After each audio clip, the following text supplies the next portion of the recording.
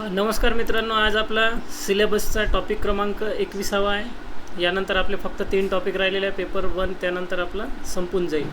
तर सरळ आपण सिलेबसला सुरुवात करू. सिलेबस आपला आहे 17व्या शतकातील मुघल साम्राज्य. तर मुघल साम्राज्य याआधी आपण मुघल साम्राज्यातील बाबर शिकलो, हुमायून शिकलो, अकबरचं स्पेशल एक चॅप्टर शिकलो. त्यानंतर आता जहांगीर, शहाजहान, औरंगजेब हे 3 महत्त्वाचे व्यक्तिमत्व या सिलेबसमध्ये आपल्याला पाहायचं आहे. टॉपिक क्रमांक 21मध्ये जहांगीर, शहाजहान, औरंगजेब यांचं प्रशासकीय धोरण पाहायचं आहे. या तिघांच्या काळातील जी धार्मिक धोरणं आहे ती पाहायची आहे. विशेषतः औरंगजेबाच्या धार्मिक धोरणावर नेहमी प्रश्न येतात. त्यानंतर त्या जहांगीर, शहाजहान आणि औरंगजेब या मुघलांच्या काळातील साम्राज्य विस्तार कसा झाला होता, जमीनदारी व्यवस्था कोणत्या प्रकारची होती, त्यानंतर मुघल राज्याचं स्वरूप कसं होतं, सोबत 17व्या शतकातील उत्तरार्धात ज्या अराजकता झाल्या, जो मुघलांना प्रतिकार झाला, वेगवेगळे राज्य जसं मराठा राज्य आहे, शीख राज्य आहे, पुन्हा सतनामी व जाट यांचा विरोध आहे, गुजरातमधील विरोध आहे, बंगालमधून विरोध आहे, अशा वेगवेगळ्या प्रदेशातून मुघल साम्राज्याला झालेला विरोध, त्यानंतर औरंगजेब काळा व त्यानंतर मुघल सत्तेला लागलेला एक रासाची वाट मिळाली. त्यानंतर 17व्या शतकाच्या उत्तरार्धात जे अराजकता आणि बंड झालं त्यामध्ये कोणाकोणाचा सहभाग होता, त्यानंतर अहोम राज्याने कशाप्रकारे प्रतिकार केला मुघलांना, आणि शिवाजी महाराजांच्या काळातील प्रारंभिक मराठा राज्य हा आपला सिलेबस आहे. तर या सिलेबसवर आधारित आजपर्यंत आलेले प्रश्न कोणकोणते आता पहिल्यांदा पाहूया आपण. धार्मिक धोरणं कोणती होती जहांगीर, शहाजहान, औरंगजेब यांच्या काळामधील. तर अकबरपासून औरंगजेबपर्यंत जे धार्मिक धोरण राबवलं गेलं मुघलांनी, त्या धार्मिक धोरणामुळे साम्राज्य स्थिर कशा प्रकारचे झालं याचं आपल्याला ॲनालाइज करायचं आहे, विश्लेषण करायचं आहे. थोडक्यात अकबरपासून औरंगजेब. अकबर आपल्याला क्रम माहीतच आहे, बाबर, हुमायून, अकबर, जहांगीर, शहाजहान, औरंगजेब. तर अकबरपासून जहांगीर, शहाजहान आणि औरंगजेब या चौघाच्या काळात साम्राज्य स्थिरतेवर कसा परिणाम झाला ते आपल्याला या ठिकाणी धार्मिक धोरणात विचारलेलं आहे. त्यानंतर मुघलांच्या काळातील प्रशासन कसे होते, त्यांचं वैशिष्ट्य कसं होतं, भारतीय इतर सत्तेने ते कोणत्या स्वरूपात मुघलांचे प्रशासन स्वीकारले यांचीसुद्धा उदाहरणे द्यायची आहे. त्यानंतर मुघल आणि ब्रिटिश ईस्ट इंडिया कंपनी यांच्याबद्दल एसे विचारलेला आहे आपल्याला.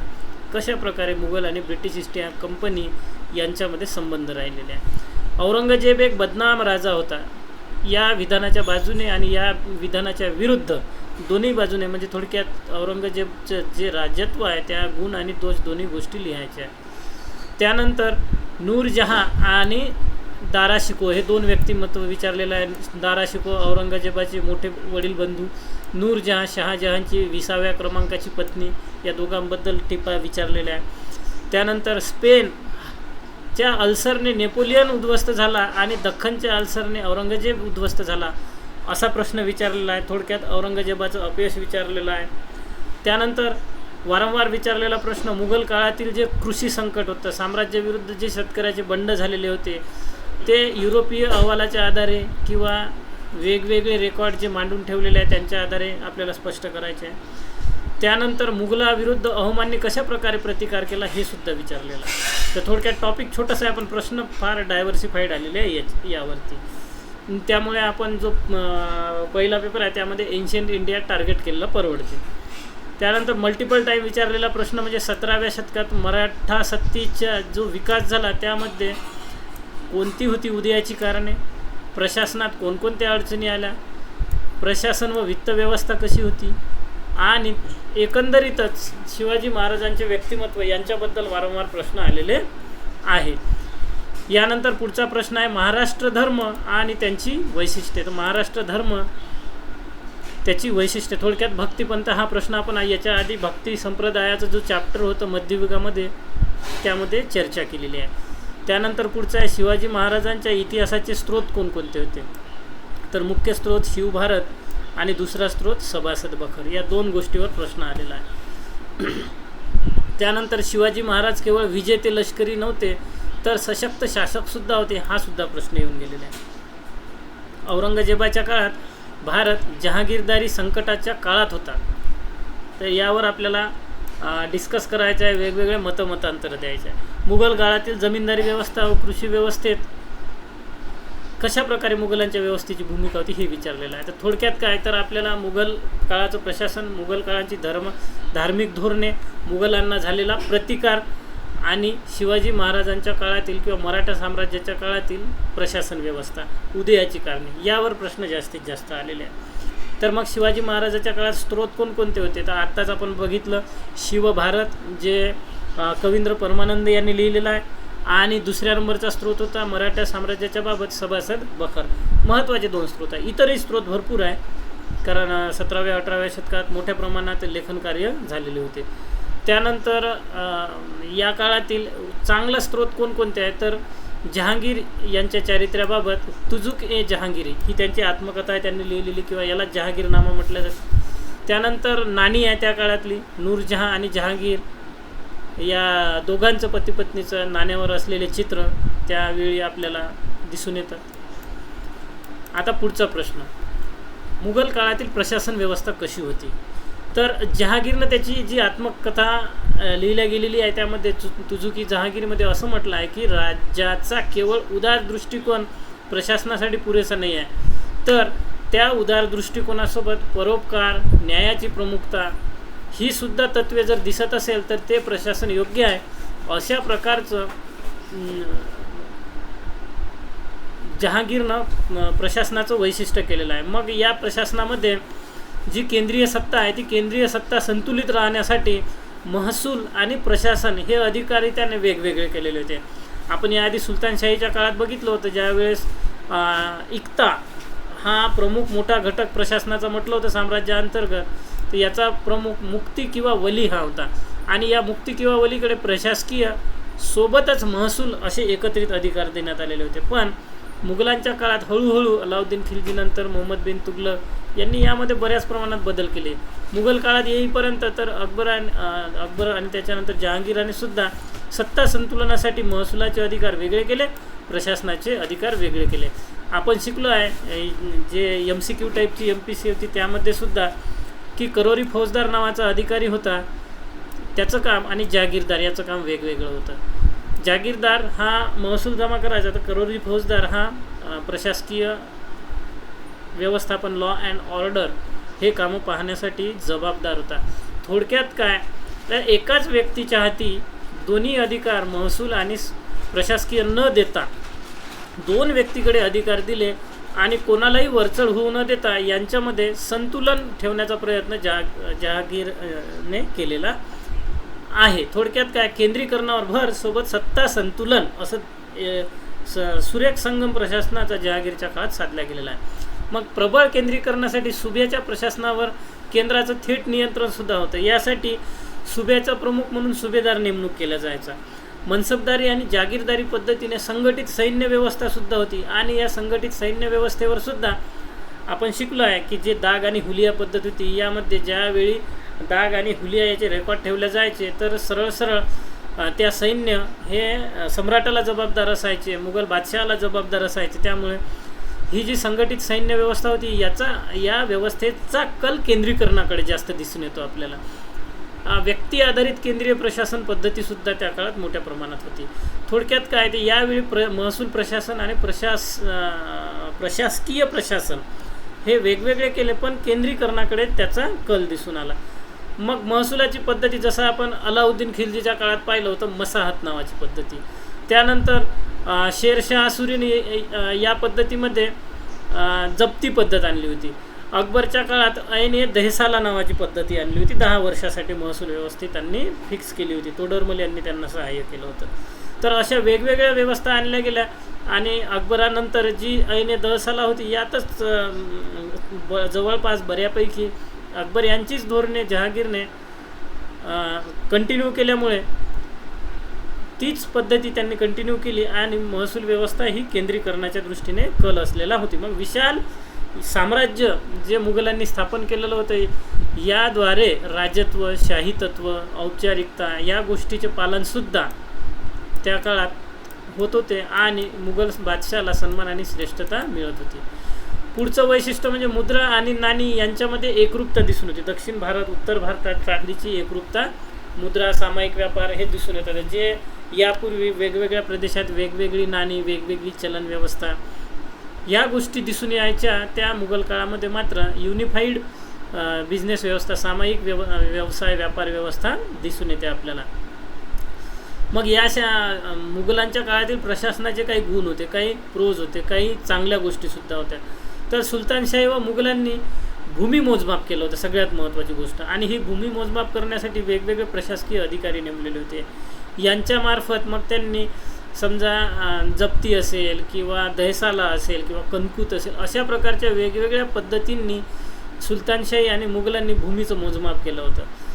त्यांचा उद्देश काय होता की भूमीचं मोजमाप करून एक निश्चित असा महसूल केंद्राकडे जमा झाला पाहिजे. महसूल वाढवण्यासाठी मोठ्या प्रमाणात मध्यस्थावर नियंत्रणसुद्धा या काळात ठेवण्यात आलं होतं. जसं की अलाउद्दीन खिलजीनं महसूल संकलनासाठी कडक नियम केले होते, पण पुढे शेरशाह आणि अकबरानं महसूल वसुलीचे नियम सौम्य केले, पण जे जमिनी आहे त्या जमिनीची वेगवेगळी प्रतवारी केली.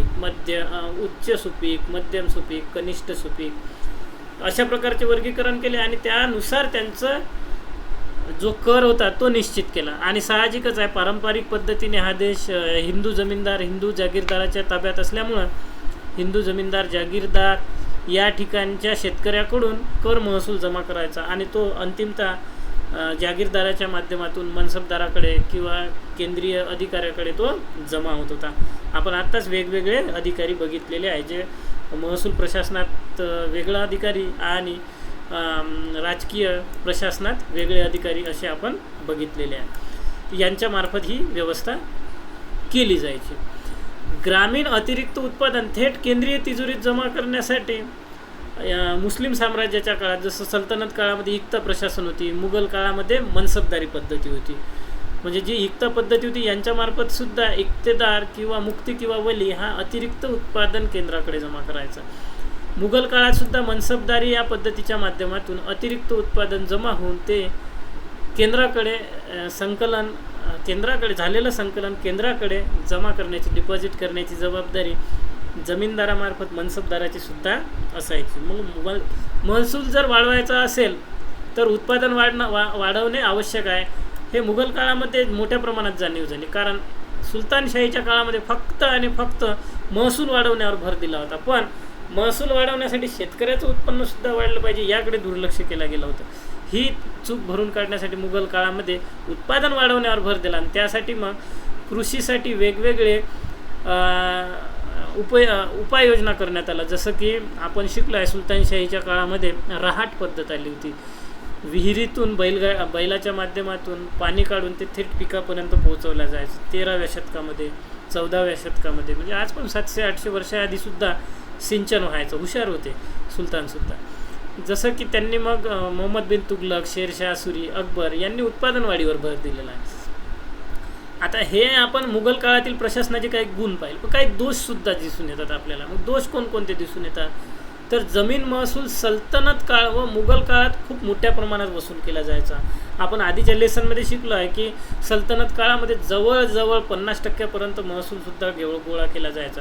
काही ठिकाणी तर एकूण कर जर ॲडिशन केली, बेरीज केली, जमीनदाराचा वाटा, मनसबदाराचा वाटा, त्यानंतर केंद्रीय प्रशासनात जमा झालेला कर, यासोबतच काही अकबरासारखे उदाहरण जर सोडले तर इतरांनी लावलेला जिजिया कर, कारण भारतीय हिंदूंना जिम्मी समजायचे आणि यांच्यावर मग नॉन मुस्लिम असल्यामुळे गैर मुस्लिमांवर लावलेले कर, असे टोटल कर जवळजवळ 3/4 व्हायचे.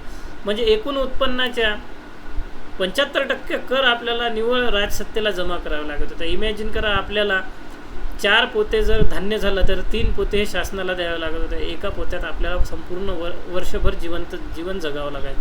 तर अशा प्रकारची थोडक्यात व्यवस्था होती. एकंदरीत काय तर ग्रामीण जीवन हे काही सोपं नव्हतं, फार कठीण होतं. जे राजे महाराजे, जागीरदार आहे यांचं जीवन व्यवस्थित होतं. भूमी मोजमापनानंतर निश्चित झालेल्या कर पद्धतीत शेतकऱ्यांचं नुकसान होत होतं. कारण समजा दुष्काळ पडला किंवा सैन्याच्या येण्या जाण्याने पीक नष्ट झाले तर भूमीचे नुकसान व्हायचे, उभे असलेल्या पिकाचं सुद्धा नुकसान व्हायचं. पण ज्यावेळी शासनाचे किंवा जमीनदाराचे, जागीरदाराचे सैनिक संबंधित शेतकऱ्याकडे कर वसुलीला यायचे, त्याला द्यावं लागायचं. मग त्या शेतकऱ्यांनी द्यायचं कुठून? तर त्याला परिणामी त्याच्याजवळ असलेली शेती ही सावकाराकडे गहाण ठेवा लागायची आणि गहाण ठेवून कर्ज घेऊन त्या सम्राटाला, जागीरदाराला अशा पद्धतीनं त्याचा कर जमा करावा लागत होता. यातून मग हळूहळू जे शेतकरी होते ते मजूरदार आणि भूमिहीन होत गेले. मुघल काळात धान्याऐवजी नगद कर सुद्धा देण्याची पद्धत आली होती. मग खेड्यागावामध्ये सुद्धा नगद कर देण्यासाठी नगदी पिकं घेण्याला सुरुवात झाली. जसं आपण 1498ला ज्यावेळी पोर्तुगीज भारतात आले तर त्यांनी 16व्या शतकात आपल्यासोबत तंबाखू आणि मका हे 2 पिकं आणली. हे दोन्हीही नगदी पिकं होती. त्यानंतर ऊसापासून साखर बनलेली, चहा, कॉफी हे सुद्धा नगदी पिकं होती. मग अशा पिकांचं उत्पादन, सोबत नीळ एक विसरलो आपण, या पिकाचं उत्पादन घेऊन नगदी पैशासाठी उत्पन्न घेऊन तो पैसा जमा करायचा आणि यातून शेतकरी कर भरायचे. पण त्यामुळे श्रीमंत आणि गरीब अशी दरी वाढत गेली. शेवटी शेतकऱ्यांना नगदी पिकं टाकले, त्याच्यामुळे खायलासुद्धा धान्य मिळायचं नाही. यातून हळूहळू पुढे दुष्काळसुद्धा पडत गेला. मग मुघल प्रशासनची जी वैशिष्ट्य होती ती काही वैशिष्ट्य भारतीय राजांनी स्वीकारली. कोणती वैशिष्ट्य स्वीकारली होती? आपल्याला पुढे एक मलिक अंबर नावाचं कॅरेक्टर शिकायचं आहे. त्यांनी काय कोणकोणत्या गोष्टी आपल्या जे मराठीशाही आहे किंवा भारतीय राज्यव्यवस्था यांना कोणकोणत्या गोष्टी त्यांनी इनोव्हेट करून दिलेल्या आहेत ते आपल्याला तिथं शिकता येईल. तुर्तास आपल्याला मुघल प्रशासन आणि भारतीय राजांनी मुघल प्रशासनाचा कोणत्या गोष्टी भारतीय राज्यव्यवस्थेने स्वीकारल्या, तर मराठे व शीख यांनी मुघलांची तत्त्वे स्वीकारलेले दिसून येतात. पण ती जशीच्या तसे स्वीकारले नाही, काही प्रमाणात त्यात बदलसुद्धा केलेला आहे. जसं की प्रशासनातील मंत्र्यांची नावे, त्यानंतर वेगवेगळ्या जमीनदाराची नावे, जागीरदाराची नावे, त्यानंतर सवार हे शब्द मुस्लिम व्यवस्थेमध्ये होते, ते जसेच्या तसे मराठी व्यवस्थेनं सुद्धा स्वीकारलेले आहे. अधिकाऱ्यांच्या पदात समानता होती पण कार्यात बदल होते. जसं की निजामत आहे, दिवाणी व्यवस्था आहे. त्यानंतर स्थानिकतेनुसार सुद्धा यावर बदल होत गेले. जसं की जागीरदार यांच्या नियंत्रणासाठी शिवाजी महाराज बदली करत होते. मात्र मुस्लिम काळामध्ये किंवा सल्तनत काळामध्ये आणि मुघल काळामध्ये जे गंगा खोरा आहे, यमुनेचं खोरा आहे, या परिसरात असणारे जे सरंजामदार, जागीरदार यांची बदली होत नव्हती. म्हणजे जो एखादा व्यक्ती जागीरदार, सरंजामदार असेल त्याच्या घरी जन्माला आलेला मुलगा हा जागीरदार बनला म्हणून समजायचा. अशा प्रकारची व्यवस्था मुघल काळामध्ये डेव्हलप झालेली होती. पण नाव जरी जागीरदार म्हणून स्वीकारलेलं असेल शिवाजी महाराजाच्या काळात, पण स्वरूप मात्र वेगळं होतं. कारण मराठीशाहीमध्ये किंवा मराठी स्वराज्यामध्ये जो जागीरदार होता त्याच्यावर नियंत्रणासाठी शिवाजी महाराजांनी बदली नावाची व्यवस्था आणली होती. निजाम काळामध्ये सुद्धा या जागीरदारांच्या बदल्यासुद्धा व्हायच्या. अजूनही आपण जर बघितलं तर आपल्याला माहीत आहे की हा आपला शिवाजी महाराजाच्या महाराष्ट्रातील सत्ता किंवा विस्ताराचा परिसर जर घेतला आपण, तर हा जो विदर्भाचा काही भाग आहे या ठिकाणी प्रत्यक्ष नियंत्रण दिसून येत नाही. पण तरी त्या काळामधील मराठेशाहीचे जे सरदार होते किंवा काही जागीरदार असेल, यांचा संपूर्ण महाराष्ट्र किंवा काही तेलंगणाचा भाग, काही दक्षिण MP चा भाग या ठिकाणी विस्तार झालेला दिसून येतो. त्यानंतर छोटे जमीनदारसुद्धा या काळात निर्माण झालेले होते.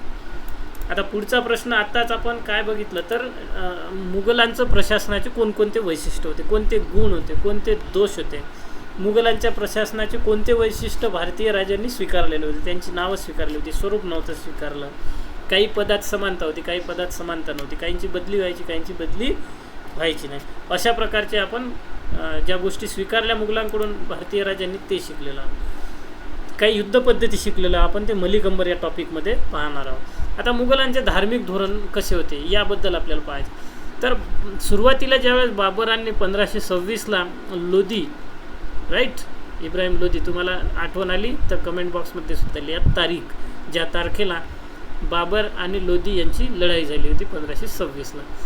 तर बाबर आणि हुमायून यांच्या नेतृत्वाखाली मुघलांचं धार्मिक धोरण हे खूप उदारमतवादी होते. म्हणजे काय, या लोकांनी आपले धार्मिक मत भारतीय जागीरदार, सरंजामदार, जनता किंवा इतर कोणी सैनिक वगैरे यांच्यावर कोणावर आपले धार्मिक मतं लादले नाही.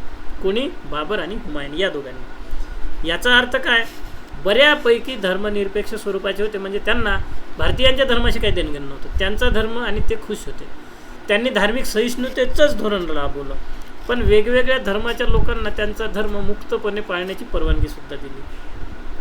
आपले धार्मिक विश्वास इतरांवर लादले नाही. आता पुढं बाबर हुमायून झाला का त्यानंतर मात्र अकबर येतो. अकबराचं धार्मिक धोरण हे फारच लिबरल होतं, वैयक्तिक श्रद्धावर परिणाम करणारं होतं. मग कोणते असे घटक होते का जे अकबराच्या धार्मिक धोरण ठरवण्याला निश्चित झाले? म्हणजे थोडक्यात काय, अकबर लिबरल स्वरूपाचा का होता? त्यानंतर जे अकबरनंतर बाबर, सुरुवातीचे बाबर हुमायून तर होतेच, अकबरही होता. नंतर बाबर हुमायून अकबरनंतर जहांगीर आला, जहांगीरनंतर शहाजहान आला, शहाजहाननंतर औरंगजेब आला. शहाजहान बऱ्यापैकी काही अंशी धर्मनिरपेक्ष किंवा काही अंशी धार्मिक धोरणावर आधारित, पण औरंगजेबाचे धार्मिक धोरण आपल्याला सर्व परिचित आहे. तर अकबर धार्मिक धोरणाच्या बाबत लिबरल का होता? तर अकबराचे धार्मिक धोरण वैयक्तिक श्रद्धावर परिणाम करणारे घटक कोणकोणते आहे पहा. पहिला घटक आहे तैमूर व मुघल परंपरेचा त्याच्या विचारावर परिणाम झालेला होता.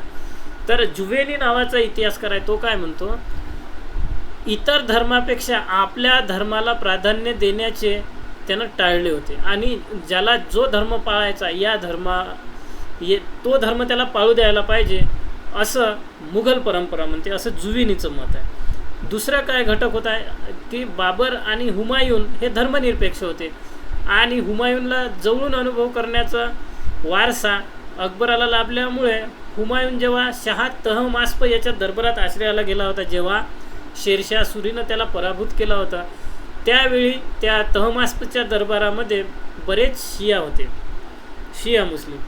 मग त्यांच्या टोळीमध्ये हुमायूनसुद्धा बरेच दिवस राहिला. आता हुमायून सुन्नी किंवा तुर्क या पद्धतीचा विचाराचा असेल, पण यांच्यावर ज्यावेळी तहमास्पच्या दरबारात गेला तिथे शिया पंथीयांचा बराच प्रभाव पडला. मग त्या स्वरूपाचा सुद्धा अकबराचा निर्णय क्षमता किंवा धार्मिक धोरण ठरण्याला परिणाम झालेला आहे. ज्यावेळी अकबर छोटं मूल म्हणून, बालक म्हणून होते, त्यावेळी अब्दुल लतीफ नावाच्या व्यक्तीला त्यांचे शिक्षक म्हणून नियुक्त केले गेले होते हुमायूनद्वारे. मग हुमायूनने या व्यक्तीला निवडलं. शिया व उदारमतवादी स्वरूपाचे हे अब्दुल लतीफ होते. मग यांच्या विचाराचा प्रभावसुद्धा अकबराच्या वागणुकीवर, निर्णय क्षमतेवर परिणाम करून गेले. ज्यावेळी भक्तिसंत आणि सुफीवाद यांच्या चर्चा ऐकायचे अकबर, त्यावेळीसुद्धा भेदभाव न करण्याचे तत्त्व त्यांच्या विचारात पडायचे. मग सुफींनीसुद्धा हिंदी भक्तिगीते, साम यामध्ये सहभाग घेतला होता, संगीत संमेलनात सहभाग घेतला होता, साम यांचा आनंदसुद्धा त्यांनी घेतला होता. या गीतावर गोपी, मुरली आणि भगवान कृष्ण यांचासुद्धा प्रभाव दिसून येतो. थोडक्यात काय, तर अकबराला संयुक्त स्वरूपाचं वातावरण मिळालेलं होतं, त्याची पार्श्वभूमी त्या पद्धतीची तयार झालेली होती. या सर्व घटकामुळे अकबराचं धार्मिक धोरण लिबरल झालेलं होतं. हा प्रश्न मल्टिपल टाईम आलेला आहे, त्यामुळे आपण लक्षात ठेवू आणि यावर्षी आपल्याला लॉटरी लागेल इतिहासात अशी आशा करू. पुढचा घटक पहा. आता अकबराच्या धार्मिक धोरणाची अंमलबजावणी कशी झाली होती. म्हणजे थोडक्यात काय, अकबराच्या धार्मिक धोरण कोणते होते, अकबराच्या धार्मिक धोरणाचे गुण काय होते, अकबराच्या धार्मिक धोरणाचं स्वरूप काय होतं, अकबराच्या धार्मिक धोरणाचं वैशिष्ट्य काय होतं, इतक्या प्रश्नाचं उत्तर या ठिकाणी आपल्याला मिळते. पहिलंच त्यांना धार्मिक धोरण अवलंबलं होतं ते म्हणजे 1563 तीर्थयात्रा कर रद्द केला होता. आता तीर्थयात्रा 4 शब्द आहे आणि इथं 3 अक्षर आहे. तर 64ला दुसरीच क्रिया आहे, जिजिया रद्द केला होता 1564ला आणि 1563ला तीर्थयात्रा कर रद्द केला होता. जिजिया 3 अक्षरी शब्द आहे आणि तीर्थयात्रा 4 अक्षरी शब्द आहे. 1563 1564 क्रॉस जोडी लावून ठेवून द्या. परीक्षेमध्ये एका शब्दात आपल्याला आठवलं पाहिजे 1563 की 64, नो कन्फ्युजन. 1563 तीर्थयात्रा कर रद्द, 1564 जिजिया कर रद्द. मग हे तीर्थयात्रा कर रद्द केल्यामुळं काय झालं, तर त्यावेळी मथुरा हे मोठं तीर्थक्षेत्र होतं 16व्या शतकामध्ये. या ठिकाणी ज्यावेळी तीर्थयात्रेला लोक जायचे तर यांच्याकडून सुद्धा कर वसूल केला जायचा, यातून कोट्यवधी रुपये जमा व्हायचे. मग ह्या तीर्थयात्रा कर त्या काळामध्ये जे उलेमा होते यांच्याकडे जायचे. हे लोक मग कोणत्या पद्धतीने वापरत असेल ते त्यांनाच माहीत, साधारणपणे धर्माचा प्रचार करण्यासाठी वापरत असावे. दुसरा महत्त्वाचा निर्णय घेतला होता अकबरानं युद्ध कैदी जे होते त्यांचं धर्मांतर करण्यास आता त्यानं मनाई केली होती. आधी काय व्हायचं, ज्या वेळेस युद्ध जिंकल्या जायचे आणि ते युद्ध जर मुघलांनी किंवा सुलतानशाहीच्या काळात सुलतानांनी जिंकलं, तर जे युद्ध कैदी पकडल्या जायचे यांना नंतर कारखाने किंवा इतर ठिकाणी दास म्हणून वापरल्या जायचे, पण त्यांचं धर्मांतरसुद्धा मोठ्या प्रमाणात केलं जायचं. अकबराने ह्या धर्मांतरणावरच मनाई करून टाकली. म्हणजे थोडक्यात काय, आता युद्धबंदी जे होते, जे कैदी होते, यांचं धर्मांतरण केलं जाणार नव्हतं. त्यानंतर पुढचं धोरण म्हणजे पहिलं धोरण काय राबवलं, तीर्थयात्रा कर रद्द केलं. दुसरं धोरण काय राबवलं, जे युद्ध कैदी होते त्यांचा धर्मांतर करणं बंद केलं अकबराने. त्यानंतर राजपूत कन्येशी विवाह केला. असं म्हटलं जात असते, जो अबुल फजल आहे यांना त्यांच्या ऐने अकबरीमध्ये लिहिलेलं आहे की अकबराची जी राजधानी होती फतेहपूर सिक्री आणि आग्र्यावरून ज्या वेळेस आग्र्यावरून अजमेरला अकबर जात असताना मध्ये आंबेर नावाचं एक राज्य लागते आणि या आंबेरचा जो राजपूत राजा होता, राजपूत राजाने इतके मोठे सैन्य आणि सम्राट अकबर मुघलांचा राजा जर इथून चालला होता, तर त्याला काय वाटलं, यानं स्वतःच ऑफर केलं या आंबेरच्या राजपूत राजानं की सम्राट तुम्ही माझ्या मुलीशी लग्न करा. मग अकबरानं थोडा विचार केला की मी चाललो आता मी म्हणजे इन द सेन्स सम्राट अकबर अजमेरच्या दर्ग्याला भेट द्यायला, तिच्या मजारवर दर्शन घ्यायला, प्रार्थना करायला, ख्वाजा मोइनुद्दीन चिश्ती अजमेरच्या दर्ग्याला, तर तिथे आधी जाऊन येतो आणि त्यानंतर मग हा विवाह सोहळा आपण पार पाडूया, असा निरोप अकबराने आंबेरच्या राजाला पाठवला. आणि अकबर त्यानंतर पुढे दर्शनाला निघून गेला. परत येताना अकबराने या राजपूत कन्येशी विवाह केला. त्यावेळी अकबराच्या डोक्यात विचार आला की आता हे सर्व अबुल फजलने सांगितलेलं आहे की जर ही पॉलिसी आपण कंटिन्यू केली तर जो विरोध व्हायला पाहिजे तो विरोध होणार नाही आणि नंतर आपलं साम्राज्यसुद्धा बळकट होईल. मग त्यानंतर सम्राट अकबराने पुढे हळूहळू त्या राजपुतान्यामधील बऱ्याच राजपूत कन्येशी विवाह केला आणि त्यांना त्यांच्या धर्मपालनाची परवानगी देऊन टाकली. थोडक्यात काय, समजा आता आंबेरच्या राजकन्येशी विवाह झाला तर साहजिक आहे मुघलांच्या हरममध्ये ही राजकन्या जाणार, पण त्या ठिकाणी तिचं धर्मांतरण होणार नाही, आधी व्हायचं. आता आपल्याला माहीत असेल, आपण अलाउद्दीन खिलजी सुलतानशाहीमध्ये शिकताना त्यांनीसुद्धा मित्रत्वाचे संबंध रामचंद्रदेव यादवसोबत जोपासले होते. याआधी काही विवाह सोहळेसुद्धा झाले होते, पण त्यावेळी धर्मांतरण व्हायचं. पण अकबराने धर्मांतर न करता या राजपूत कन्येला हिंदू धर्म पालनाची मुभा दिली आणि सोबत त्यांचे जे हरम असेल, जो परिसर असेल, त्या ठिकाणी मंदिरसुद्धा बांधण्याला परवानगी दिली. तर या हरमची व्यवस्था कशी होती याबद्दल औरंगजेबाची कन्या, त्यानंतर अकबरांच्या काळातसुद्धा बऱ्याच लेखकांनी लिहून ठेवलेलं आहे की ज्यावेळी एखादी मुलगी किंवा एखाद्या राजपूत कन्या या मुघलांच्या हरममध्ये जायची, थोडक्यात ज्या ठिकाणी त्यांच्या शेकडो बायका राहायच्या, ती तिथे गेल्यानंतर तिचं आयुष्य संपायचं, ती पुन्हा तिथून बाहेर यायची नाही, बाहेरच्या लोकांना दिसायची नाही. तर अशा प्रकारचं हे हरम होतं. त्या ठिकाणी गेल्यानंतर अकबरांनी या महिलांना स्वातंत्र्य दिले, त्यांना धर्मस्वातंत्र्य दिलं, त्यांना मंदिरात मूर्तीपूजेला परवानगी दिली. तर हे एक वेगळ्या प्रकारचा हा प्रभाव होता. अबुल फजलच्या मते उलेमांच्या विरोधाला न जुमानता अकबरानं जिजिया रद्द केला होता 1564ला, कारण त्याला अनुभव आला होता की हिंदूसुद्धा मुस्लिम इतकेच अकबरासोबत निष्ठावान आहे, त्यामुळे हिंदू मुस्लिम नसले म्हणून काय झालं तर त्यांच्यावर मी जिजिया कशाला, ते 1564मध्ये जिजिया रद्द करून टाकलेला होता.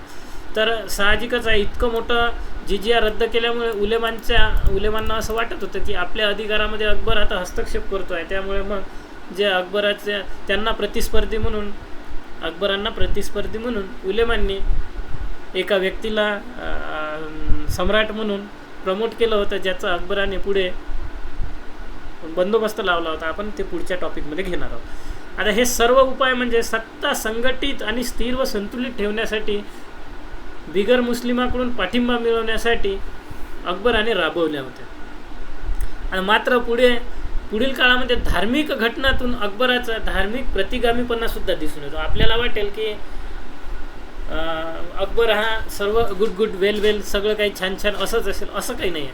काही धोरणामधून अकबराचा प्रतिगामीपणासुद्धा दिसून येतो. जसं औरंगजेबाच्या बाबतीत सुद्धा म्हटलं जाते की तो जितका धर्मांध किंवा धार्मिक धोरणावर होता, पण त्याचा उद्देश मात्र हा धार्मिक नसून राजकीय होता. तसंच अकबराचं सगळं काही चांगलं होतं, पण काही बाबतीत धार्मिक प्रतिगामीपणासुद्धा दिसून येतो अकबराचा.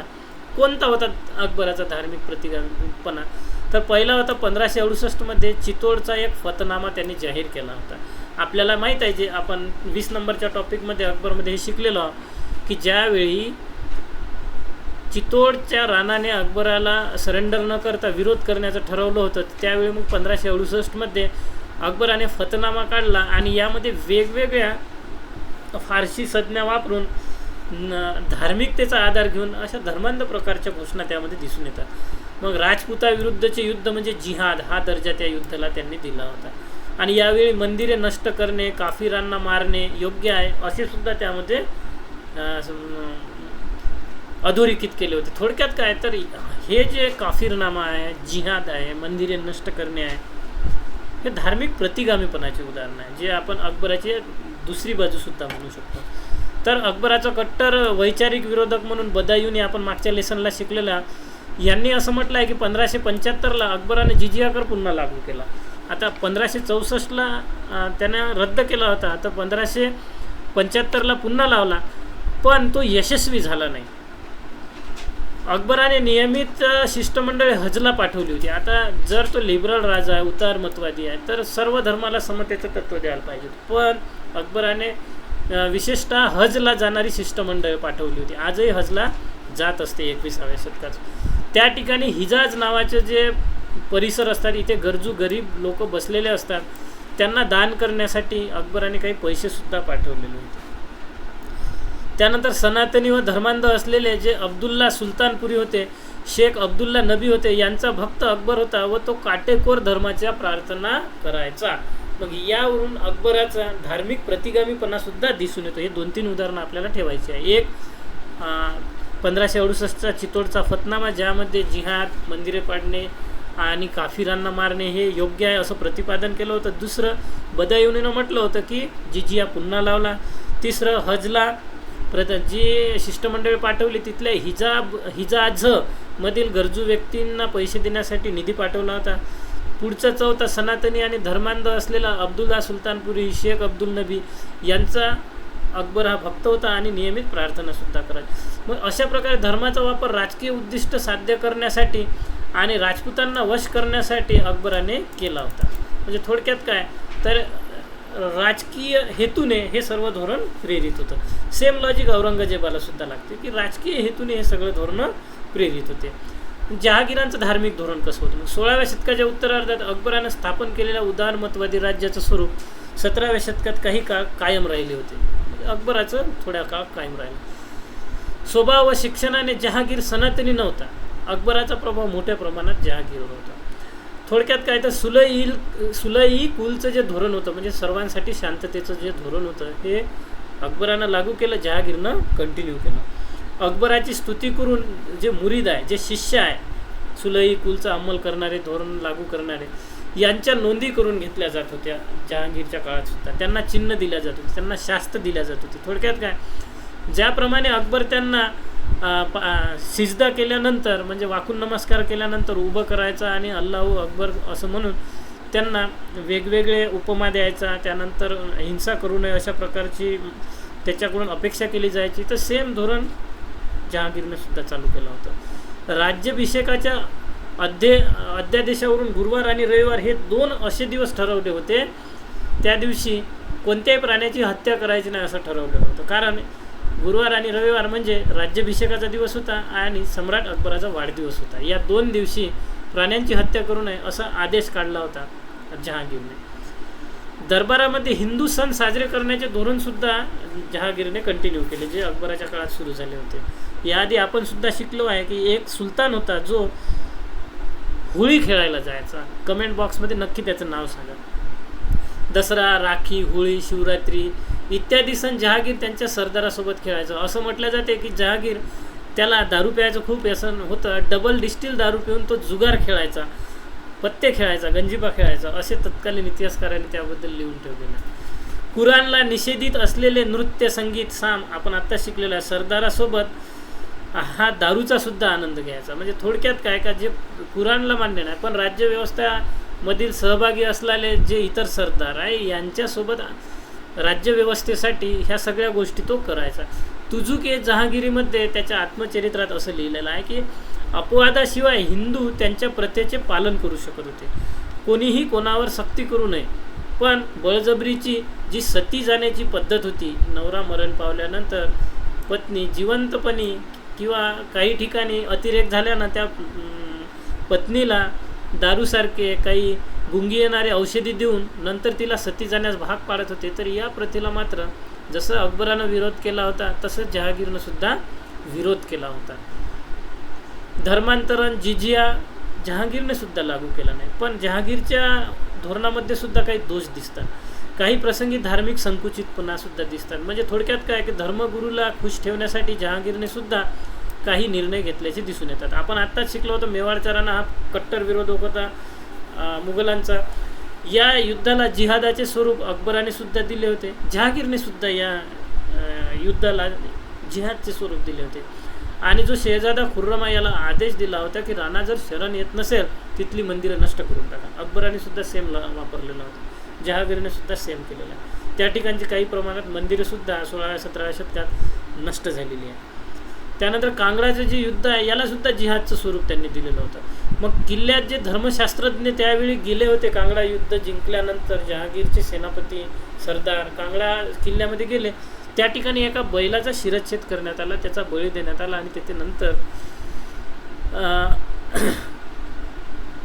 मशीद बांधण्यात आली होती बैलाची कत्तल करून. ज्यावेळी पुष्कर भेट दिली होती त्यावेळी मूर्ती तोडण्याचे आदेश जहांगीरने दिले होते. कारण पुष्कर या राजस्थानमधल्या ठिकाणी त्या मंदिरात विष्णूचा जो अवतार वराह मानला जातो त्याची पूजा केली जात होती. मग हे दृश्य पाहून जहांगीरला वाटले की देवाचे वेगवेगळे रूप कसे काय असणार आहे, देव तर एकच आहे, ईश्वर तर एक आहे. एकेश्वरवादी असल्याने हे असे देवाचे वेगवेगळे रूप असू शकत नाही, म्हणून ती मूर्ती तोडण्याचे आदेश जहांगीरने दिले होते. पुष्करची मंदिरातील वराह मूर्ती तोडण्याचे आदेश दिले होते. एका मंदिरात सुद्धा गेल्यानंतर त्या ठिकाणी हिंदू मुस्लिम सर्वच जण त्या देवाला नैवेद्य घेऊन अशी रांग उभी होती. तर ती रांगसुद्धा पाहिल्यानंतर त्याला आश्चर्य वाटले होते की या लोकांचा कोणता धर्म आहे, हे लोक नैवेद्य घेऊन देवाच्या पुढे कसे उभे राहतात. तर अशा प्रकारचे जहांगीरला या ठिकाणी सामान्य परिसरात दिसले होते. त्यावरून त्याचे धार्मिक उदारताऐवजी धार्मिक प्रतिगामीपणा यातून दिसून येतो. मग जो बंडखोर पुत्र आहे जहांगीरचा खुसरो, अकबराने सुद्धा जहांगीरच्या पुत्राला खुसरोला राजपद देऊ केले होते. कारण जहांगीर खूप दारू प्यायचा, अय्याशी करून दारू पिऊन पळून राहायचा, मस्त एन्जॉय करायचा. मग त्याच्यामुळे त्याचा जो नातू होता खुसरो याला पाठिंबा दिला होता. याच खुसरोला नंतर जो शीख गुरु आहे गुरु अर्जुन देव, या गुरु अर्जुनने खुसरोला यशाचा टिळा लावून आशीर्वाद देऊन पाठिंबा दिला होता. परिणामी जहांगीरला फार राग आला होता. मग त्यामुळे जहांगीरने गुरु अर्जुनला मृत्यूदंडाची शिक्षा दिली होती. तर काही इतिहासकार असं म्हणतात की गुरु अर्जुन देवला मृत्यूची दंडाची शिक्षा जरी दिली असेल तरी छळ इतका प्रचंड झाला होता की त्या छळातच त्यांचा मृत्यू झालेला होता. खुसरोसोबत जाणारे जे सुफी संत होते निजाम थानेसरी यांना सुद्धा जहांगीरने शिक्षा दिली होती. मग थोडक्यात काय, अशा आदरणीय व्यक्तीला गुरु अर्जुन देव आहे किंवा निजाम थानेसरी आहे, हे आदरणीय संतांना जर शिक्षा दिल्या जात असेल तर जहांगीरवर जो कलंक लागलेला आहे तो इतिहास आता मिटवू शकत नाही. या आरोपातून जहांगीरची आता मुक्तता होणार नाही. मग अशा प्रकारे जहांगीरने हिंदू प्रताप परंपरा यांची मूर्तीपूजा अवतार सिद्धांत नाकारला होता.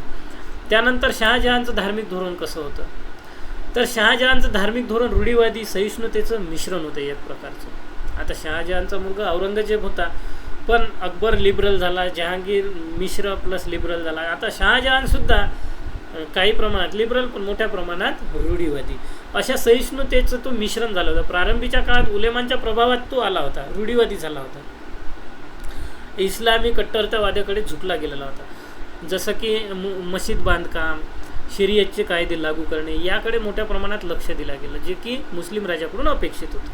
पुढील काळात सहिष्णुतेचे धोरण स्वीकारले. हिंदू श्रेष्ठीची शहाजहाननी वाहवा केली, त्यांच्याशी चांगले संबंध ठेवले, सेनापती गव्हर्नर यांना चांगली पदंसुद्धा दिली होती. म्हणजे थोडक्यात प्रारंभी जे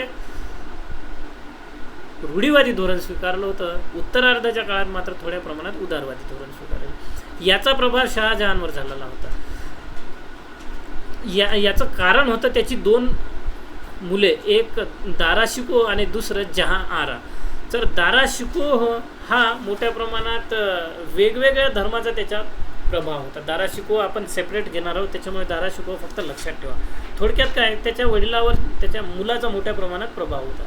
मग शहाजहानच्या धोरणाचं काय गुणवैशिष्ट्य आहे, तर मंदिरे, चर्च यांच्या बांधकामाला आणि संरक्षणाला सुद्धा यानं पाठिंबा दिलेला आहे. ख्रिश्चन, हिंदू, शीख यांच्याशी सलोख्याशी संबंध ठेवण्याचा त्यानं प्रयत्न केलेला आहे. प्रत्येकाला धार्मिक स्वातंत्र्य दिले होते. हिंदू मुस्लिमांशी विवाह संबंध परंपरा त्यानं चालू ठेवली होती. हिंदू प्रथेचा सुद्धा त्यानं आदर केलेला होता. आता दारा शिकोह, आत्ताच आपण म्हटलं शहाजहानचा मोठा मुलगा दारा शिकोह म्हणजेच औरंगजेबाचा मोठा भाऊ, हा खऱ्या अर्थानं सिंहासनाचा वारसदार होता.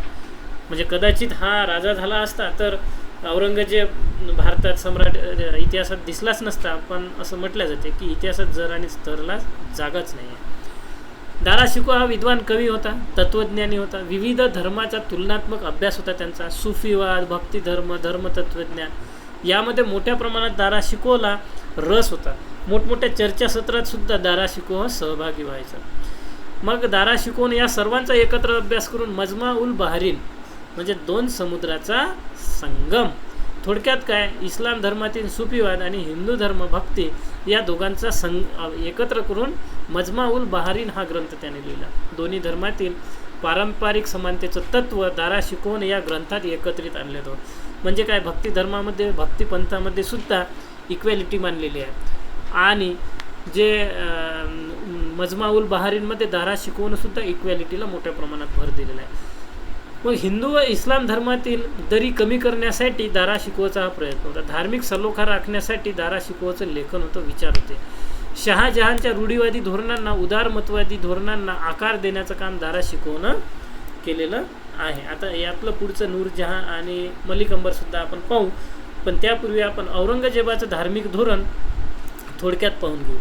व्हिडिओ थोडा लांब होत आहे, पण काही हरकत नाही, एकाच ठिकाणी आपल्याला सर्व जर लक्षात येत आहे तर पाहून घ्या. औरंगजेबाचं धार्मिक धोरणाच्या बाबत काय म्हटलं जाते की प्रारंभिक त्याचा जो काळ होता औरंगजेबाचा हा अर्ध उदारवादी होता, पण नंतरच्या काळात मुस्लिम आणि गैरमुस्लिम अशी दरी करून मुस्लिमांना समाधानी करणे, संतुष्ट करणे अशा प्रकारचं धोरण त्यानं स्वीकारलं. त्यामुळे पुढील काळामध्ये धार्मिक कट्टरतेचं धोरण त्याच्या धोरणातून दिसून येतं. मग गैरमुस्लिमांचं दमन करणे, जिजिया लागू करणे, हिंदूचं बळजबरीनं धर्मांतरण करणे, मंदिरे उद्ध्वस्त करणे, झोरोस्ट्रियन जो लोक होते मोजके यांचा नवरोज सण बंद करणे, नाण्यावर जो आधी कलमा लिहिल्या जायच्या, कलमा म्हणजे जे कलमा म्हटल्या जात असते इस्लाम धर्मियामध्ये, ज्यांना एक आदरणीय स्थान आहे, तर त्याला असं वाटायचं की नाण्यावर जी धार्मिक कलमा लिहिलेल्या आहे ह्या लोकांच्या हातात गेला आणि या कलमाचा अपमान होईल, म्हणून मग नाण्यावरच्या कलमा प्रिंट करणं बंद करून टाकलं, कारण लोकांच्या हातात जाण्याची पवित्रता कमी होईल. दरबारी संगीत समा बंद करण्याचा आदेश काढला. शियापंथीया जे मोहरम सणामध्ये सहभागी व्हायचे तो बंद करण्यात आला. जे सौर कॅलेंडर भारतामध्ये वापरल्या जायचं त्याच्याऐवजी चंद्र कॅलेंडर त्याने वापरण्याचे आदेश काढले. मुस्लिम व्यापाऱ्यांना कमी कर होता, तर हिंदू व्यापाऱ्यांना किंवा गैरमुस्लिमांना मुस्लिमांच्या डबल कर द्यावा लागत होता. त्यामुळे इतर व्यापाऱ्यांची पिछेहाट झाली, साहजिकच आहे.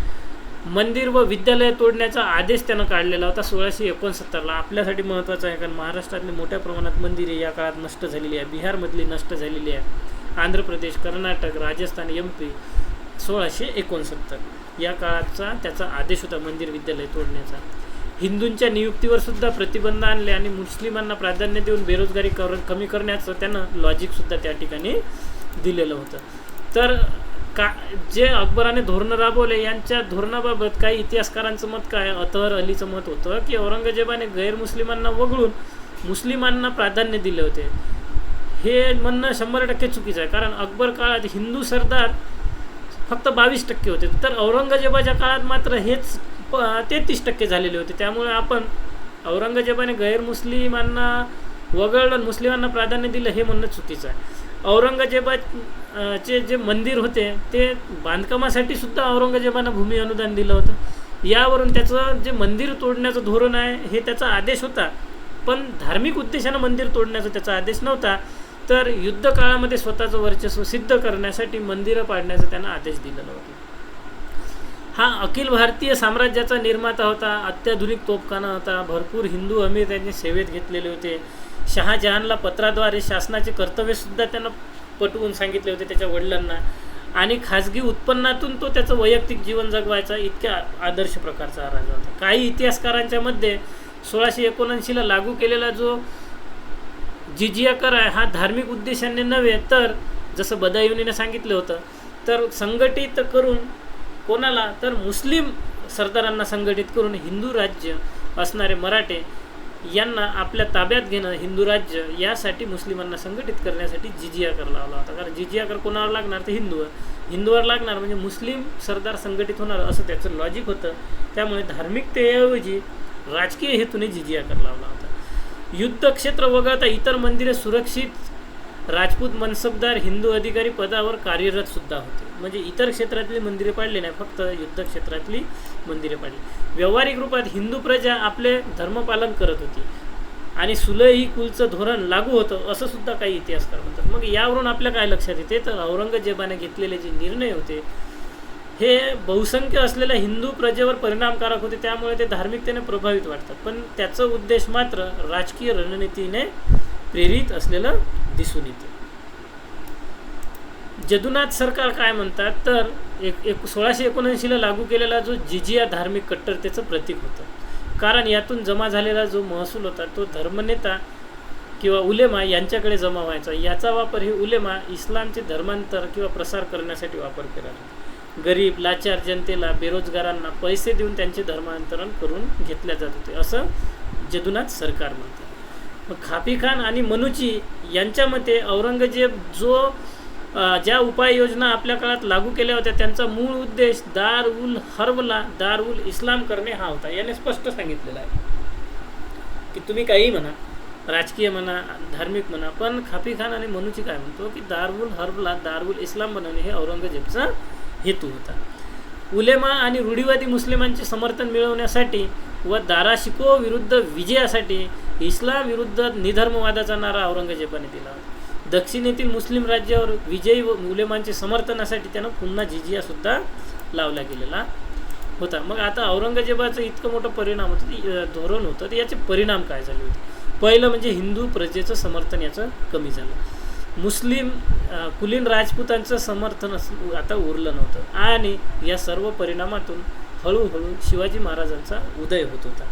तर इरफान हबीब काय म्हणतात, औरंगजेबाच्या काळात बऱ्याच प्रमाणात जनतेचा विरोध झाला, सरदाराचे बंड झाले, जाट सतनामी शीख गुजरातच्या भीमसिंगाचे उठाव झाले. पण याचं कारण धार्मिकता नव्हतं, तर जमीन महसुलाचं अधिक प्रमाण झाल्याने जनता त्रस्त झाली होती. सामंताने ज्या पद्धतीने वसुली केली होती ते जनतेला मोठा अत्याचार सहन करावा लागत होता, त्यामुळे औरंगजेबाच्या काळात जनता त्रासली होती असं इरफान हबीब म्हणतात. मग औरंगजेबच्या धोरणाचं काही टीकात्मक परीक्षण आपल्याला विचारतात कधी कधी.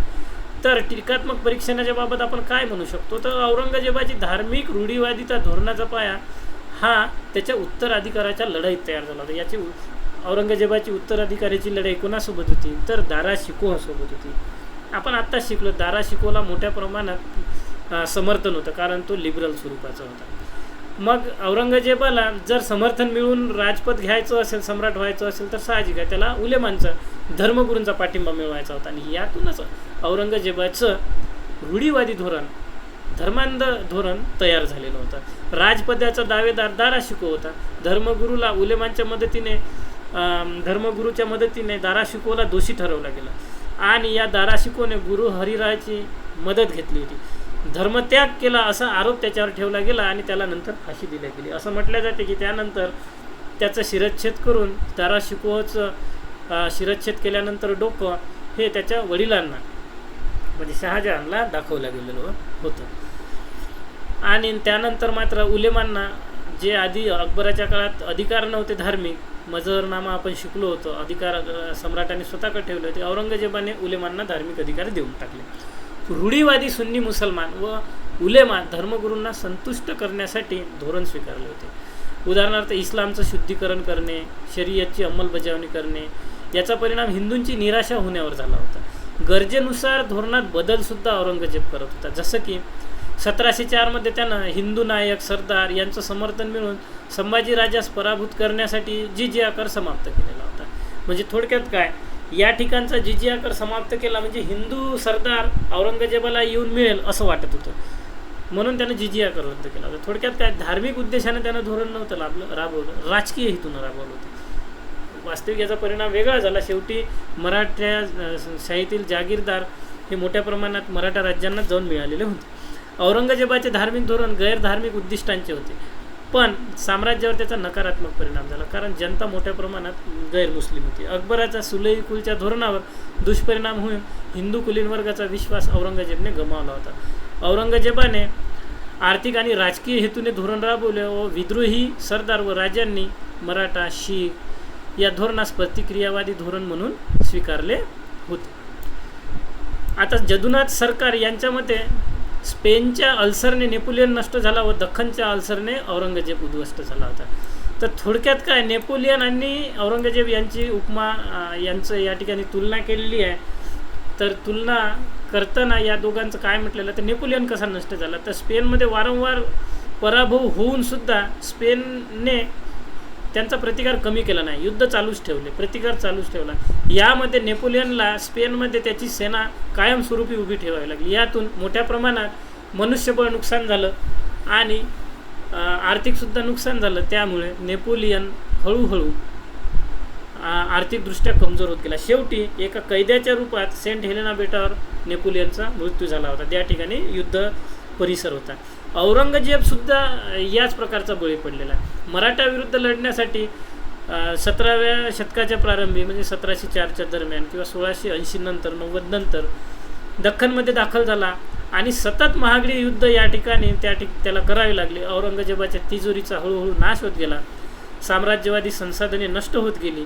अखेरीस साम्राज्य संपले. औरंगजेबाचं सुद्धा दक्षिणेच्या धोरणात आपण स्वतः जबाबदार असल्याचं शेवटी त्याला कबूल करावं लागलं आणि 1707 औरंगजेबाचा या महाराष्ट्रातच मृत्यू झाला. हा ज्वलंत प्रश्न आहे, त्यामुळे परीक्षेत 99% येण्याची शक्यता आहे. तर अशा प्रकारे वारशाच्या रूपात दक्षिणेची समस्या औरंगजेबाला मिळाली होती, पण त्याच्या धोरणामुळे औरंगजेबाची ही समस्या अधिक गंभीर जमली होती. त्यातूनच साम्राज्य हळूहळू नष्ट होत गेलं. औरंगजेबाला विशेषतः विविध बंडाचा प्रतिकार करावा लागला. मुघलांना औरंगजेबाला अनेक राजकीय बंड विद्रोहाला तोंड द्यावे लागले. त्याचे स्वरूप वेगवेगळे होते. जसं राजपुतांनी कशा प्रकारे, तर राजपुतान्यामध्ये उत्तराधिकाराबद्दल मोठ्या प्रमाणात विद्रोह व्हायचा. तर थोडासा जरी उत्तराधिकारामध्ये प्रश्न निर्माण झाला तर मोठ्या प्रमाणात बंड व्हायचे. याचे परिणाम सरळ केंद्रीय सत्तेमध्ये व्हायचे. मराठा परिसरामध्ये क्षेत्रीय स्वातंत्र्यता स्वराज्याची मागणी असल्याने या ठिकाणी सुद्धा काहीतरी राजकीय फेरबदल होत राहायचे. याचा सुद्धा परिणाम त्या ठिकाणी केंद्रीय सत्तेला व्हायचा. जाट आणि सतनामी हे मोठ्या प्रमाणात भूमी सरंजामदार जागीरदार शेतकरी होते. मग या ठिकाणी सुद्धा स्वतःची मालकी असण्यासाठी मोठ्या प्रमाणात बंड व्हायचे. शीख हे धर्मस्वातंत्र्य स्वधर्म स्वाभिमानी असल्याने त्या ठिकाणी सुद्धा व्हायचे. अफगाणांचं वेगळंच कारण होते. राजकीय आणि धार्मिक हेतूने त्यांचे विद्रोह व्हायचे, जे बंगाल परिसरामध्ये मोठ्या प्रमाणात स्थिर झालेले होते. या मुघलांना अहोमांनी सुद्धा मोठ्या प्रमाणात प्रतिकार केलेला. आजचा जो ब्रह्मपुत्रा मेघना या परिसरातील अहोमांचा, ज्याला आपण गुवाहाटी परिसर ज्याला म्हणू शकतो, अशा प्रकारच्या परिसरामध्ये मुघलांचा मोठ्या प्रमाणात प्रतिकार झालेला आहे. मुघल व अहोम संघर्ष इतिहासात रोचक आणि चित्तथरारक घटना आहे. अहोमांनी मुघलांना कंटाळून शेवटी त्रासून सोडले होते. मुघलांना विजय मात्र मिळाला तरी तो थोड्या काळासाठी राहिला, अस्थायी राहिला. याचं कारण काय होतं, तर अहोम व मुघलांचे संघर्षाचे कारण ही राज्याची सीमा निश्चिती होती. या कारणाने अहोम आणि मुघलांचा राजकीय किंवा युद्ध संपर्क आला होता. व्यापारिक संबंधावरून जहागीरच्या पासून हा विवाद सुरू होता. मुघलांच्या आक्रमण व अहोमांचा प्रतिकार कोणत्या स्वरूपात झाला, त्यानंतर आता आपल्याला जहागीरच्या काळात एक सैन्य तुकडी अहोमाविरुद्ध लढायला गेली होती. या ठिकाणी ती पराभूत झाली. कारण काय, तर तो जो परिसर आहे, कामरूपचा जो परिसर आहे, गुवाहाटीचा जो परिसर आहे, प्रचंड दुर्गम परिसर आहे आणि पाण्याचा परिसर असल्यामुळे नौदल खूप प्रभावी पाहिजे होतं. तितकं प्रभावी जहागीरचं नौदल नसल्याने या ठिकाणी अहोम जिंकले, मुघल या ठिकाणी पराभूत झाले. पुढे 1639ला सीमा निश्चिती झाली होती, पण या ठिकाणी अंतिम काहीच हाती लागलं नाही मुघलांच्या. 1661-62ला मीर जुमला त्या ठिकाणी आक्रमण करायला गेला. आता मीर जुमला हा त्या काळातला सर्वश्रेष्ठ आक्रमणकर्ता किंवा सरदार होता. हा जिंकला, पराभव झाला 1662ला अहोमांचा, पण 1663ला मीर जुमलाचा मृत्यू झाला. परिणामी 1667ला पुन्हा अहोमांनी गुवाहाटी जिंकून घेतली. पुढे सरायघाटची लढाई झाली. औरंगजेबने मग राजा रामसिंगला पाठवले ते, पण राजा रामसिंगला सुद्धा पराभूत होऊन या ठिकाणी परत यावे लागले आणि लचित बोरफुकन हा अंतिम विजयी झाला. त्यानंतर मुघलांना कामरूपवर विजय मिळालेला नाही कधीच. पुढे इटाखुलीची लढाईसुद्धा झाली. या ठिकाणी मुघलांचा अंतिम पराभव झाला आणि कामरूपवरील मुघलांचे कायमचे वर्चस्व संपले. मग मुघल या ठिकाणी वारंवार पराभूत काय व्हायचे? मुघलांच्या पराभवाची कारणं कोणती होती? एक म्हणजे मुघलांकडे योग्य असं नौदल नव्हतं. दुसरं, अहोमांचा भूभाग हा भयंकर कठीण होता, जो मैदानी प्रदेशात लढणाऱ्या मुघलांच्या सेनेला कठीण गेला. मराठ्यांचा विरोध कशा प्रकारे झाला होता मुघलांना? तर आपण शिकलेलो आहोत, शाहिस्ते खान यांची बोटं 1663ला कापली होती. आता 3 बोटं कापली होती आणि या ठिकाणी 3 हा अंक आहे. आपलं सोपं लॉजिक असते बरं, 3 हा अंक, 3 हा बोटं 1663. तर या पद्धतीने लक्षात ठेवायचे आहे. या युद्धामध्ये शाहिस्ते खान पुण्याला आला होता बंगालवरून, बंगालचा सुभेदार होता तो. तिथून औरंगजेबाने पुण्याला पाठवलं होतं शिवाजी महाराजाच्या बंदोबस्तासाठी, पण शेवटी शाहिस्ते खानाला त्याचा मुलगा गमवावा लागला, कारण शिवाजी महाराजांच्या सेनेने गनिमी कावा पद्धतीने अचानक हल्ला केला. यात त्याचा मुलगा, शाहिस्ते खानाचा मुलगा मारला गेला. शाहिस्ते खानाची 3 बोटंसुद्धा कापली आणि हा मोठ्या प्रमाणात अपमान वाटला औरंगजेबला. शेवटी शाहिस्ते खानाला बोलवून घेतला आणि त्यानंतर मात्र या ठिकाणी आंबेरचा राजा जयसिंग होता, याला पाठवला गेला. 1665ला शेवटी पुरंदरचा तह झाला आणि आग्रा भेट घेण्याची नियोजन झालं. शिवाजी महाराज आग्रा भेटीला गेले, पण औरंगजेबाला शिवाजी महाराजांना भेटण्याला वेळ मिळाला नाही. याचा शिवाजी महाराजांना प्रचंड राग आला आणि शेवटी शिवाजी महाराजांनी तह करण्यास किंवा शाही सेवा स्वीकारण्यास नकार दिला. परिणामी औरंगजेबाने आपला अपमान समजून शिवाजी महाराजाला कैदेत टाकले. शिवाजी महाराज कसे सुटले ते आपण 4थ्या वर्गाच्या इतिहासात शिकलेलो आहोत. पेटीमध्ये पेटाऱ्यातून ते निघून आले आणि अशा पद्धतीने आग्र्यातून त्यांची सुटका झाली. पुढे त्यानंतर त्याच्या 1 वर्ष आधी सुरतची लूट केली होती. सुरत हे मुघलांचं खूप मोठं बंदर होतं. या ठिकाणावर प्रचंड संपत्ती स्वराज्याला मिळाली होती शिवाजी महाराजाच्या. सोने, चांदी, मोती, रोख रक्कम, जवळजवळ 1 कोटीची संपत्ती मिळाली असं इतिहासकार सांगतात. त्यानंतर ज्यावेळी युवराज अकबराने त्याचे वडील औरंगजेबाविरुद्ध बंडखोरी केली, तर संभाजी महाराजांनी त्यांना आश्रय दिला. तर यानंतर पुढेच 1689ला काफिरा व बंडखोर असं संभाजीराजाला ठरवून संभाजी महाराजाला मृत्यूदंड देण्यात आला. आपण आत्ताच विकी कौशलचा मूवी छावा बघितला असेल, त्यामध्ये या घटना दिलेल्या आहे. त्यानंतर औरंगजेबाने वाटाघाटीला मात्र या ठिकाणी नकार दिला होता आणि सर्व मराठी किल्ले आपण जिंकू या ईर्षेने तो महाराष्ट्रात येऊन स्थायिक झाला. जहागीरदारांशी करार करण्याचा प्रयत्न केला, पण मराठ्यांशी गुप्तपणे जहागीरदारांनी करार केला आणि सोबत जो कोकणाचा परिसर आहे या ठिकाणी भरपूर पाऊस पडतो, मोठ्या प्रमाणात पूर येतो, रोगराई आली, मोठ्या प्रमाणात वेगवेगळे गॅस्ट्रो आहे, कॉलर आहे, यामध्ये त्यांच्या सैन्याची खूप नुकसान झालं, मरण पावलं आणि भटकंतीमुळे मुघल सैन्य विखुरले गेले, थकल्या गेले. शेवटी औरंगजेबाने आपणच या मराठा साम्राज्याच्या नष्ट करण्याची चूक केलेली आहे असं मान्य केला आणि 1760ला तो इथेच मरण पावला. मग मराठ्यांच्या उदयाची कारणे कोणकोणती होती? पहिलं, धार्मिक आणि सामाजिक नेतृत्वाचा प्रभाव. आपल्या इथे मोठ्या प्रमाणात संत होऊन गेलेले आहे, यांचा प्रभाव पडला. मातृभूमीविषयी प्रेम शिकवलेलं आहे. स्वर्गापेक्षाही श्रेष्ठ मातृभूमीचे महत्त्व दासबोधामध्ये सांगितलेलं आहे. मराठ्यांचे गुणवैशिष्ट्य होते. तर एल्फिन्स्टननं असं म्हटलं आहे की राजपूत आणि मराठे हे अतिशय कष्टाळू, काटक आहे, लढाऊ आहे, त्यामुळे याचा फायदा शिवाजी महाराजांनी उचलला. नैसर्गिक अबध्य किल्ले मिळालेले आहे. मातृभाषेचा गौरव होता. कठीण भूप्रदेश होता जो मुघलांना जिंकणे कठीण होते. आर्थिक समता होती मराठ्यांमध्ये, कारण सर्व गरिबीतून गेलेले होते.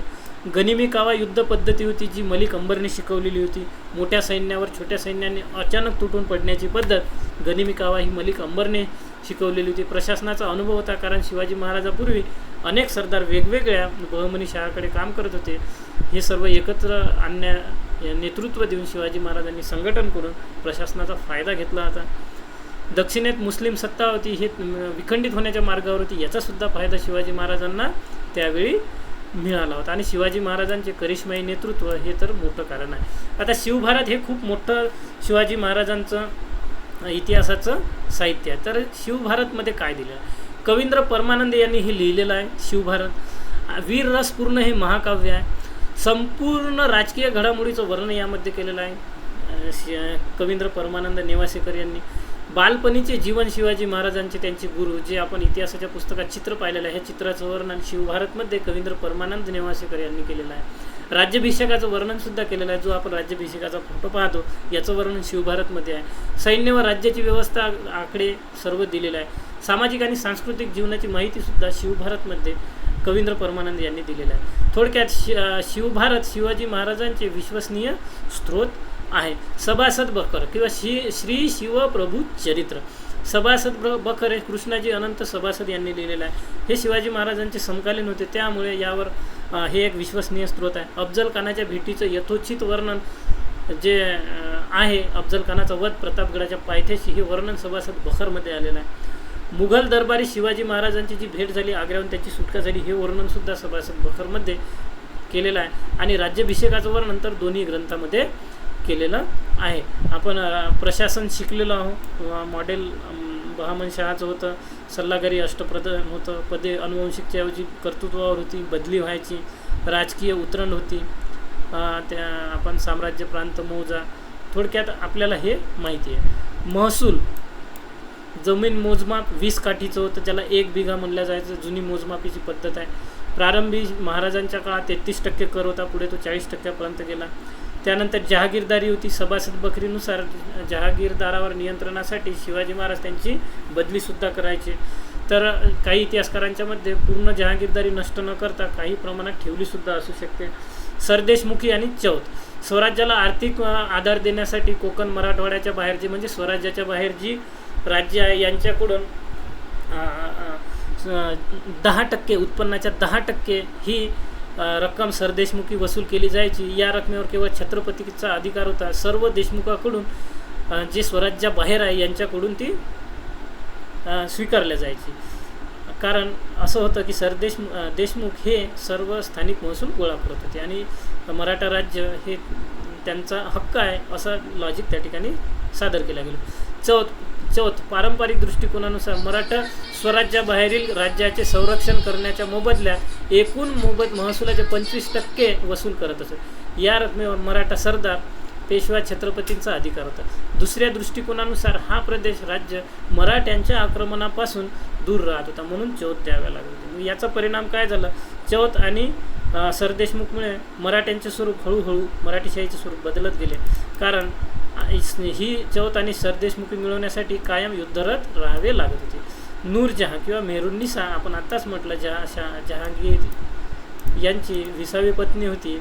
हिचे वडील नवाब होते अकबराच्या काळात. भाऊसुद्धा मनसबदार होता, त्यामुळे हरममध्ये सर्वात प्रभावी होती. बऱ्याच राजकीय निर्णयामध्ये हिचा सहभागसुद्धा असायचा. कलेची संरक्षक होती. स्वतः सुशिक्षित असल्यामुळे हरमच्या बाहेरसुद्धा जहागीरची सहचारिणी होती. त्यांच्यासोबत शिकारीला सुद्धा जायची. मलिक अंबर प्रॉपर इथिओपियाचा होता. निजाम जो होता अहमदनगरचा यांच्या सेवेत होता. आर्थिक आणि प्रशासकीय बाबतीत विदेशी तत्त्व भारतामध्ये मलिक अंबरने आणली होती. सैनिक योगदान मोठ्या प्रमाणात आहे. विविध राजांची सेवा केलेले जे मराठा सरदार होते, जे विखुरलेले होते, यांना एकत्र करून त्यांना गनिम, कावा, युद्धतंत्र यांनी शिकवले होते. हे पुढे शिवाजी महाराजांना ज्यावेळेस सरदार मिळाले याचा फायदा त्यांना मिळाला. राजस्वाची पद्धत जी मलिक अंबरने स्वीकारली होती ती तोडरमलची होती. स्वतः मोगलाविरुद्ध हा पराभूत झाला, पण मलिक अंबरने ज्या मुघलाविरुद्ध गोरिल्ला वारफेअर, गनिमी कावा म्हणतो, ही शिकवली, ते सरदार मात्र पुढे यशस्वी होत गेले. तुम्हाला ही माहिती नक्की आवडली असेल तर आपल्या मित्रासोबत शेअर करा, लाईक करा आणि कमेंट करा. धन्यवाद.